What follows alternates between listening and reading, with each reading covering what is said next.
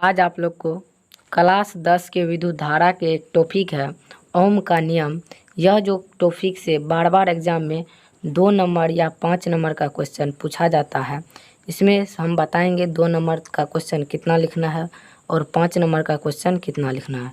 चलिए अच्छे से समझ लीजिए और प्रैक्टिस कीजिए, सब कुछ हो जाएगा। एग्ज़ाम की बहुत अच्छे से तैयारी करवाऊँगा आप लोगों को। चलिए देखिए, चालक में प्रवाहित विद्युत धारा उस चालक के बीच विभवांतर के बीच सीधा समानुपाती होता है।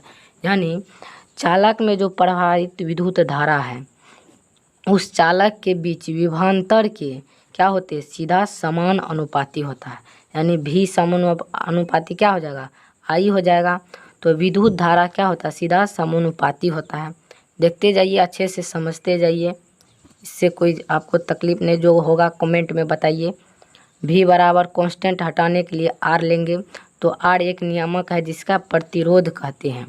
तो आर बराबर क्या हो जाएगा, भी बाय आई। भी क्या है, भी एक विभवांतर है, आई क्या हो जाएगा, विद्युत धारा हो जाएगा।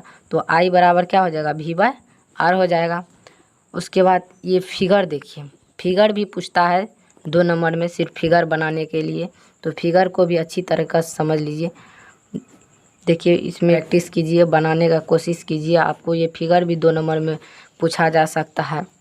उसके बाद और आगे देखिए, माना कि इसमें हम पूरा फिगर में देखिए, माना कि 1 वोल्ट है, तो माना 1 वोल्ट ले लिए। इससे एक विद्युत बल्ब विभवांतर आमीटर, ये आमीटर को जोड़ दिए हैं। उसके बाद स्विच को जोड़ दिया, जिसमें आमीटर चालक प्रवाहित धारा को मापते हैं। ये जो स्विच होता है इसको क्या क्या है, जोड़ दिया गया है, जिससे प्रवाहित धारा को क्या करते हैं, मापते हैं। उसके आगे देखिए, और विभवांतर 2 बिंदुओं के बीच विभवांतर को मापते हैं, और 2 बिंदुओं के बीच ये जो है विभवांतर को मापते हैं। ओम के अनुसार चालक में प्रवाहित विद्युत धारा जो होता है चालक के विभवांतर के सीधा क्या होते हैं, समानुपाती होते हैं।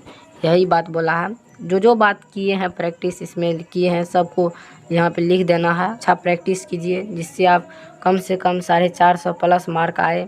इसके लिए आपको मेहनत तो करना पड़ेगा।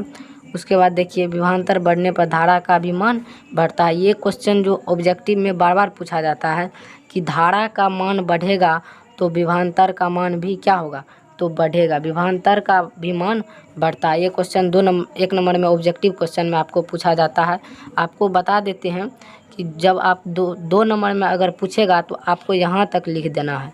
यहाँ तक लिख दीजिए तो आपको 2 नंबर मिल जाएगा।